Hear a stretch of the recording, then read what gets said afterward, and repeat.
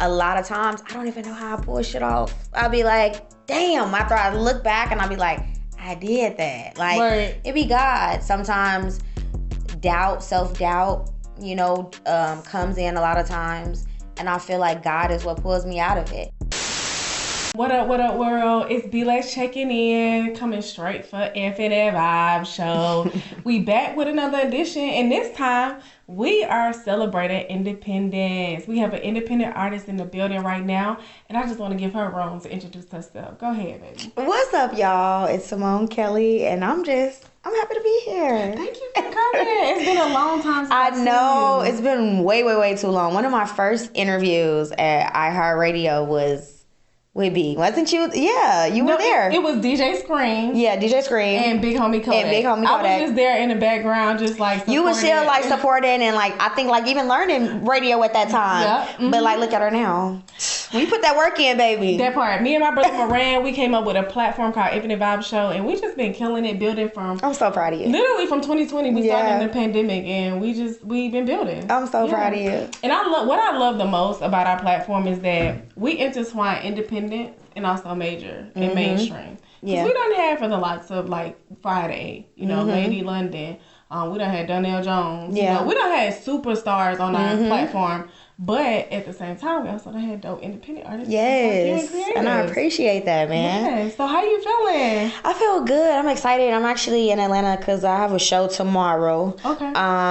It's at 10 p.m.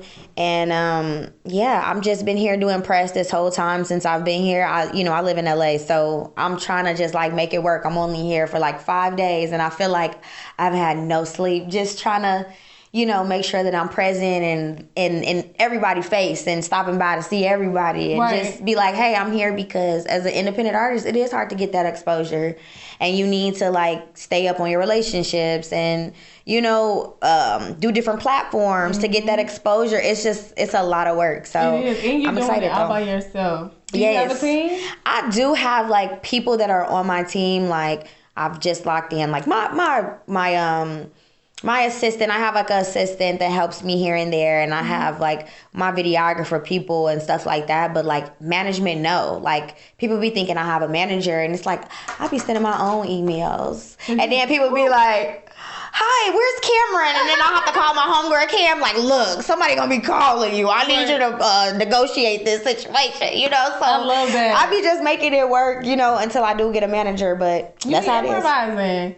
And I'm glad you mentioned that with you being independent, you have to play so many roles and different hats. So what is it like for you having to juggle and balance everything? Because you still have to make money. Yeah. We're not even talking about you as like your livelihood, paying bills. Like, what is it like for you as an artist, creative, still balancing your personal work life and also just trying to get exposure just like you are right here today? Well, my regular job, I'm a casting associate producer, so I cast TV shows. Girl, so, like, me on that show. It's all reality TV though. Okay. So like I don't cast like scripted television and film, which is what I'm trying to get more into. Okay. But right now, like I'm working on Monday. I'm like, that's why I usually would stay in Atlanta until the whole weekend, but I have to work on Monday. We're working on this season of Ready to Love, season Detroit.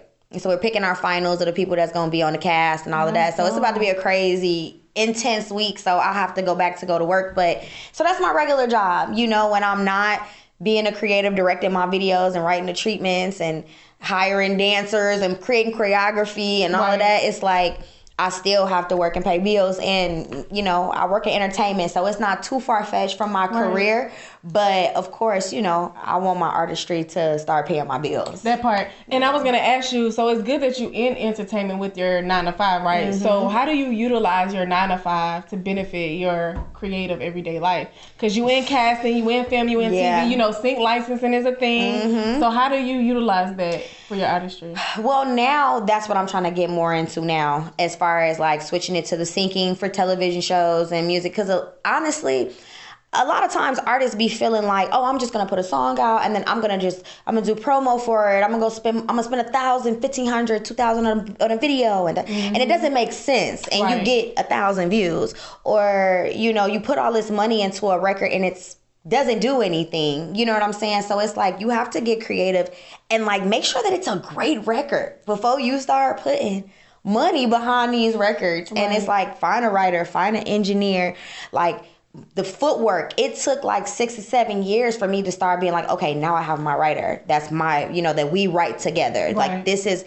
we have good chemistry when we write. Now this is who I'm going to do my engineering, my sound. He don't nobody make me sound like him. It take time to get that. Right. So with me, like I'm like, okay, now I have to learn the business aspect of it. I've been putting the footwork in to put myself in the right positions for the quality to be there. Now the quality is here. It's like, now that the business aspect of it is just like, that's what it's time for now, So it's been a shift for real. Cause it's like, yeah, you enjoy doing this shit, but this shit is expensive. And It's like, you got to figure it out. Like, okay, if you're going to put some money behind something, it better be good.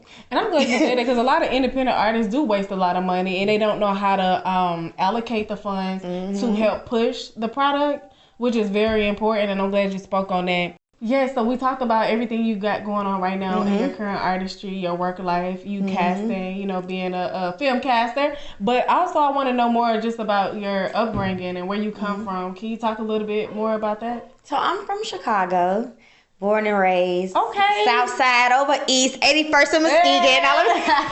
JJ. You already know. You know the vibes. Sis. Maxwell Polish is like, I'm really like, when they be like, this is Chicago, nigga. Like, it really is. Like, that's really where you from? Like, what side? Where you from? South side over east. South side, okay. 81st and Muskegon. So that's like where I'm from. And then my mom like migrated to the south suburbs when I was like, get into high school and grammar school, because she really wanted me to like have a different life than her, And then honestly, it's crazy because we ended up moving out to the south suburbs, and I started picking up a lot of my musical influences, like a lot of white artists, to be honest, because that was what the kids in my neighborhood were listening to, like Spice Girls, and I'm probably telling my age right now, but Spice Girls, and what else, like what else was we like listening to back then? Yeah, the Backstreet Boys, and Britney Spears, got it, yeah. Genie in a bottle, that was the vibes back then. Right. And I used to wear Skechers,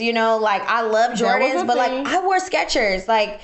So were you black? Were you considered black emo back then? To be honest, yes. I felt like I was completely different from a lot of my other friends, because I was a true creative ever since I was a kid. I always knew I wanted to be a creative. Right. And while my other friends was like doing like goofy shit, it was like I want to go write a poem, or I want to, like, it was, that was me. Right. So they want to go talk to the boys. Yeah, they want to talk to the boys. I'm like, I want to write a poem. Right. Like, you know what I'm saying? I want to go be on the radio. Like, that was always me. So, I just appreciate my mom for real, because she always was super supportive. Whereas my grandma was like, you going to school for theater? Like, who the hell finna pay $35,000 a year at Clark Atlanta for you to go to school for theater on a maybe? You know what I'm saying? Yeah. She just traditional, yep. She wanted me to go to school for medical. Right. Like, girl, I don't want to be no nurse. Like, girl, and people, we don't want nobody dying because you ain't passionate about it now. We ain't finna just be doing it. No, we ain't doing it just cause. Right. And I had to stand on that, and I'll never forget when I did my first show with MTV, I called my grandmama and I was like, oh, I guess I'm that 1 in a million, huh? Because she was like, it's a 1 in a million chance that you would get on TV. She said something like that. And I called her one day and I was like, I guess I'm that 1 in a million, huh, Nanny? When my episode was about to air, she was like, you know what, baby? You sure Liz. And ever since then, it's like my grandmother has never steered me away from entertainment. She like, this what you want to do? And this what you do. You know what I mean? Like, she'd be like, you need something? I'm like, Nanny, I got it. I have to take my grandma out to eat. That makes me feel good. Right. And it's crazy that you said that, because a lot of times they're just doing what they've been taught and they've been conditioned to know. And when they see that you really doing it, that makes them feel like it's possible, because they didn't think it was possible. Yeah. But that's just their own, they're portraying their, projections on you. But it's not malicious. It's just they really just don't think it's possible, because they from a different time. Because I had some people also try to steer me away from just the entertainment, the music, and because I come from an athletic background. Okay. So I know you play basketball. Yeah, I can relate to you when you say, when they like, really, you gonna do that? Like, so I'm glad you stood on business. Stood on 10 toes. Yeah, so I'm with all of that. When it comes to this music though, because you said you been in the process, you've been building for 6 years, you got your engineer, you got your songwriter. So at this point, what are you expecting to do? What is your plan? My plan now is really just to take the fuck over.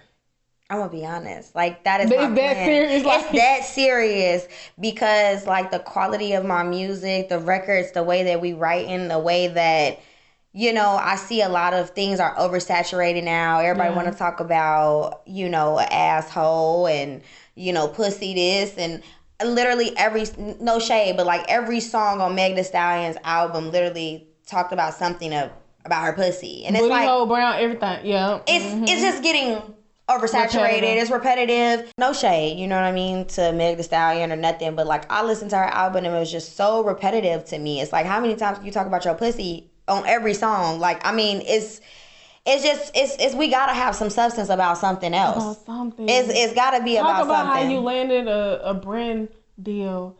Talk about how you just bought your first house and how you was able to take some equity out and put that money somewhere. Like, just, it's so many, or how you travel the world and meeting different, like, you get to have, it's such a blessing when you can actually get paid to do what you love to do. It is. But you know what? I come to realize that a lot of artists stick to what brought them in the industry a lot.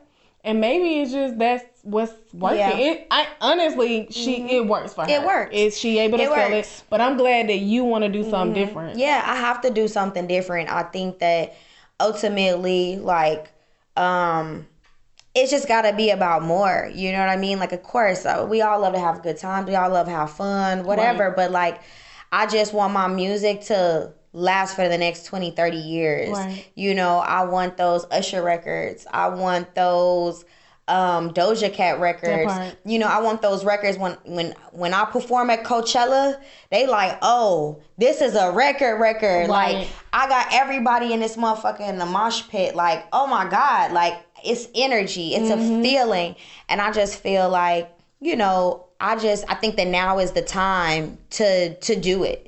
Now is the time. This is the most that Black women are being able to be casted in films and having, you know, main roles. Like, we've never seen nothing like this. Right. We got Angela Bassett just won an Oscar. Like, everything. It took her 40 years. These all 2024, all this time, these past little couple of years, we have a Black woman running to be the president of the United States. This shit is historical, like, motherfucker, right? We all a part of history right now, and it's just like, I'm trying to make my mark in this time because this is the time for Black people. Like, this is our time. Right, 100%. For real. So when it comes to the music, you working on a project? What do you have coming forward? So right now, I'm just dropping singles. I do want to drop a project, but I'm going to be honest.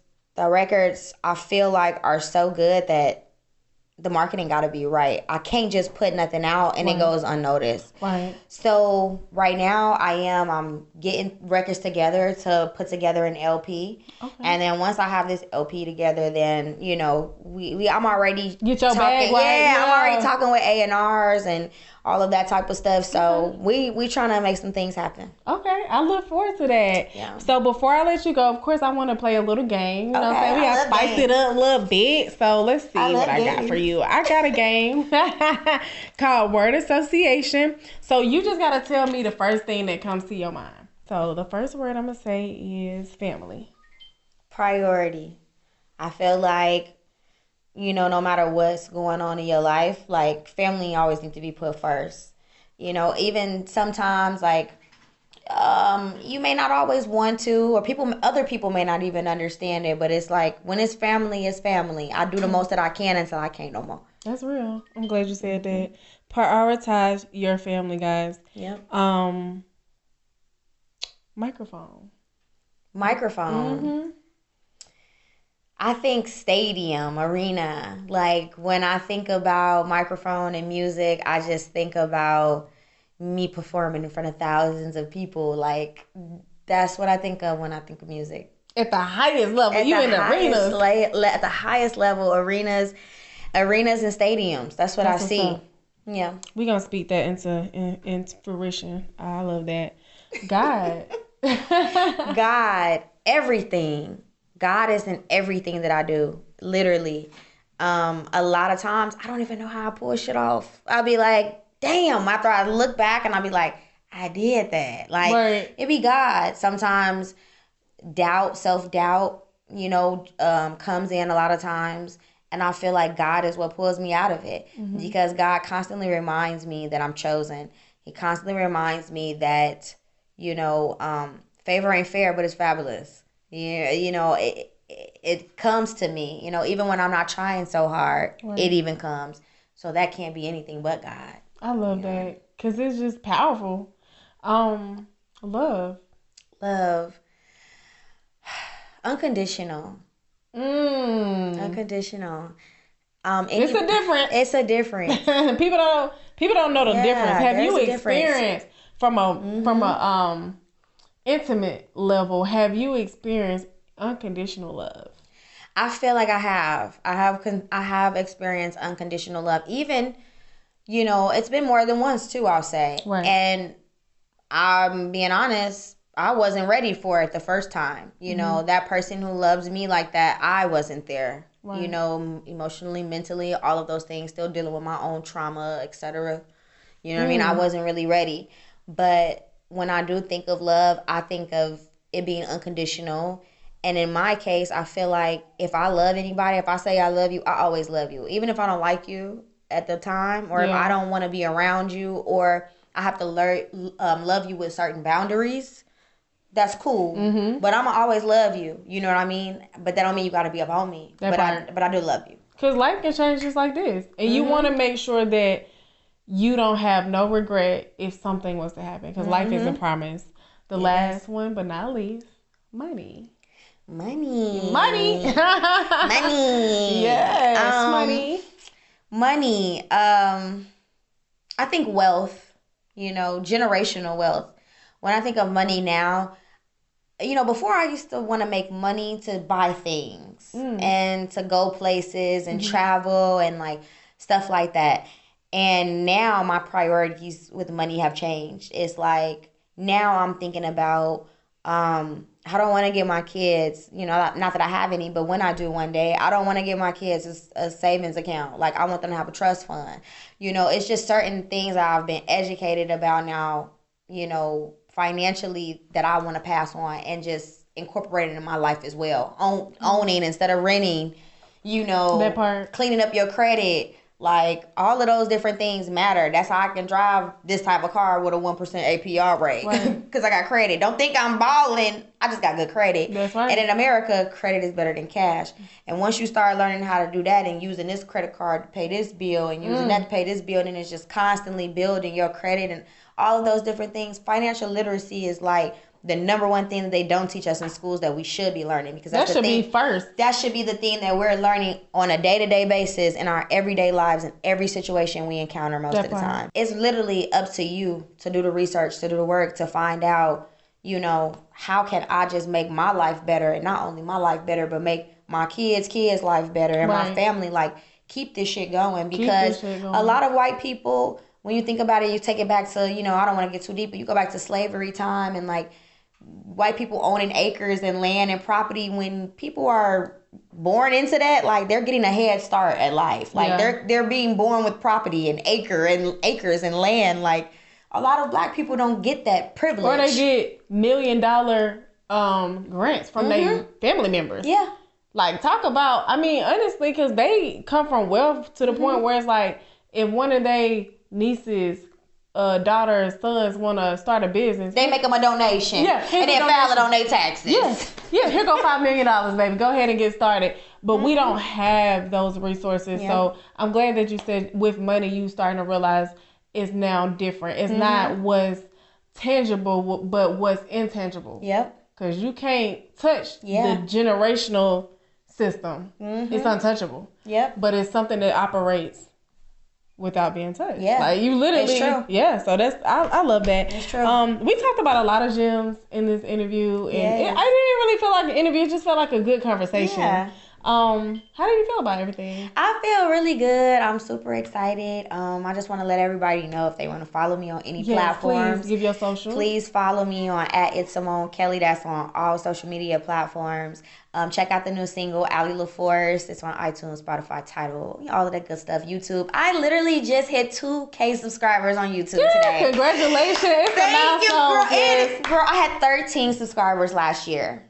Wow. 13. So today, for me to make 2K subscribers on YouTube, I'm just like, I feel like I'm doing something right. So I'm just going to keep doing it. That means you monetize now. You good. Like, you know what I'm saying? Yeah. You make money off your content. I love that. I'm excited. So, yes, please support independent artists. Go buy the album or the single on iTunes. And we truly appreciate y'all for tuning in today. Thank you so much. I'm B-Lex, and this is Simone Kelly. Okay, and we will be back. Well, I'm going to be back. She's going to be out back in LA. But Infinite Vibe Show, we're going to be back later, and we'll see you later. Thank you. Yeah.